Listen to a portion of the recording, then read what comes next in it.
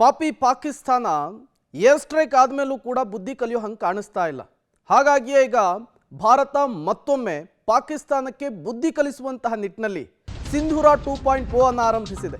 ಹೊಡೆದೇ ಹೊಡಿತೀವಿ, ನುಗ್ಗಿ ಹೊಡಿತೇವೆ. ಪಾಪಿ ಪಾಕಿಸ್ತಾನಕ್ಕೆ ಕೇಂದ್ರ ಸರ್ಕಾರ ಮತ್ತೊಮ್ಮೆ ಖಡಕ್ ವಾರ್ನನ್ನ ಕೊಟ್ಟಿದೆ. ಪಾಕ್ಗೆ ನುಗ್ಗಿ HQ-9, HQ-16 air defence system ಅನ್ನು ಉಡೀಸ್ ಮಾಡಿದೆ. ನಿನ್ನೆಯ ಕ್ಷಿಪಣಿ ದಾಳಿಗೆ ಪ್ರತ್ಯುತ್ತರವನ್ನು ಕೊಟ್ಟಿದೆ ಭಾರತೀಯ ಸೇನೆ. ಲಾಹೋರ್ ಸಿಯಾಲ್ಕೋಟ್ನಲ್ಲಿ ಏರ್ ಡಿಫೆನ್ಸ್ ಸಿಸ್ಟಮ್ ಪಾಕಿಸ್ತಾನವನ್ನು ಉಡೀಸ್ ಮಾಡಿರುವಂಥದ್ದು.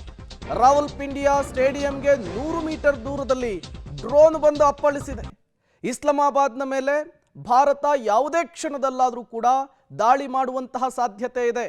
ಈ ಮೂಲಕ ಭಯೋತ್ಪಾದಕರನ್ನು ಸಾಕ್ತಾ ಇರುವ, ಭಯೋತ್ಪಾದಕರನ್ನು ಸಲಹುತ್ತಾ ಇರುವಂತಹ ಪಾಕಿಸ್ತಾನಕ್ಕೆ ಪೆಟ್ಟಿನ ಮೇಲೆ ಪೆಟ್ಟನ್ನು ಭಾರತ ಕೊಡ್ತಾ ಇದೆ.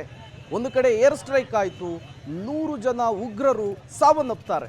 ಅದಾದ ಮೇಲೂ ಕೂಡ ತನ್ನ ಕಿತಾಪತಿಯನ್ನು ಮುಂದುವರಿಸಿದಂತಹ ಪಾಕಿಸ್ತಾನಕ್ಕೆ ಇವತ್ತು ದೊಡ್ಡ ಮಟ್ಟದ ಪೆಟ್ಟನ್ನು ಕೊಟ್ಟಿರುವಂಥದ್ದು. ಹಾಗಾದರೆ ಪಾಕಿಸ್ತಾನದ ಯಾವ್ಯಾವ ಭಾಗದಲ್ಲಿ ಡ್ರೋನ್ ಅಟ್ಯಾಕ್ ಆಯಿತು? ಮೊದಲನೇದಾಗಿ ಲಾಹೋರ್, ಅದಾದ ಮೇಲೆ ರಾವಲ್ಪಿಂಡಿಯಾ ಕ್ರಿಕೆಟ್ ಸ್ಟೇಡಿಯಂಲ್ಲಿ ಡ್ರೋನ್ ಅಟ್ಯಾಕ್ ಆಗಿರುವಂಥದ್ದು. ಸಿಯಾಲ್ಕೋಟ್ನಲ್ಲೂ ಕೂಡ ಡ್ರೋನ್ ಅಟ್ಯಾಕ್ ಅನ್ನು ಮಾಡಿರುವಂತಹದ್ದು ಭಾರತೀಯ ಸೇನೆ.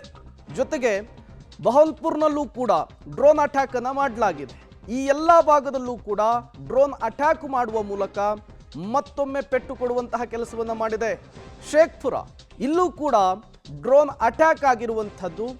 ಈ ಡ್ರೋನ್ ಅಟ್ಯಾಕ್ ಮೂಲಕ ಪಾಕಿಸ್ತಾನಕ್ಕೆ ಮತ್ತೊಮ್ಮೆ ನಡಮುರಿಯುವಂತಹ ಕೆಲಸವನ್ನು ಭಾರತೀಯ ಸೇನೆ ಮಾಡಿದೆ. ಗುಂಜ್ರಾನ್ವಾಲಾ ಇಲ್ಲೂ ಕೂಡ ಡ್ರೋನ್ ಅಟ್ಯಾಕ್ ಆಗಿದೆ. ನಿನ್ನೆಯ ಕ್ಷಿಪಣಿ ದಾಳಿಗೆ ಇವತ್ತು ಭಾರತೀಯ ಸೇನೆ ಪ್ರತ್ಯುತ್ತರವನ್ನು ಕೊಟ್ಟಿರುವಂಥದ್ದು. ನರೋವಾಲ್ ಈ ಭಾಗದಲ್ಲೂ ಕೂಡ ಡ್ರೋನ್ ಅಟ್ಯಾಕ್ ಅನ್ನು ಮಾಡಿರುವಂಥದ್ದು. ಚಕ್ವಾಲ್ ಇಲ್ಲೂ ಕೂಡ ಡ್ರೋನ್ ಅಟ್ಯಾಕ್ ಆಗಿದೆ. ಈ ಮೂಲಕ ಪಾಪಿ ಪಾಕಿಸ್ತಾನಕ್ಕೆ ಮತ್ತೊಮ್ಮೆ ಎಚ್ಚರಿಕೆಯ ಸಂದೇಶವನ್ನು ಭಾರತ ರವಾನಿಸಿರುವಂಥದ್ದು. ಒಟ್ಟು 9 ಸ್ಥಳಗಳಲ್ಲಿ ಮತ್ತೆ ಇವತ್ತು ಡ್ರೋನ್ ಅಟ್ಯಾಕ್ ಆಗಿರುವಂಥದ್ದು. ಈ ಮೂಲಕ ಪಾಕಿಸ್ತಾನಕ್ಕೆ ಮತ್ತೊಮ್ಮೆ ಮಗದೊಮ್ಮೆ ಎಚ್ಚರಿಕೆಯ ಸಂದೇಶವನ್ನು ರವಾನಿಸ್ತಾ ಇದೆ ಸೇನೆಯ ಮೂಲಕವೇನೆ.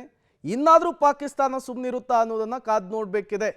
ನಿನ್ನೆ ಭಾರತದ 15 ನಗರಗಳ ಮೇಲೆ ದಾಳಿಗೆ ಯತ್ನಿಸಿತ್ತು ಪಾಕ್ ಸೇನೆ ಅನ್ನೋದನ್ನು ಈಗಾಗಲೇ ಎಕ್ಸ್ಪ್ಲೇನ್ ಮಾಡುವಂತಹ ಕೆಲಸವನ್ನು ಕೂಡ ಭಾರತ ಸರ್ಕಾರ ಮಾಡ್ತು. ಅದಕ್ಕೆ S-400 ಏರ್ ಡಿಫೆನ್ಸ್ ಯಾವ ರೀತಿ ಟಕ್ಕರ್ ಕೊಡ್ತು ಅನ್ನೋದನ್ನು ಕೂಡ ನಾವು ನಿಮಗೆ ಹೇಳ್ತಾ ಇದ್ವಿ.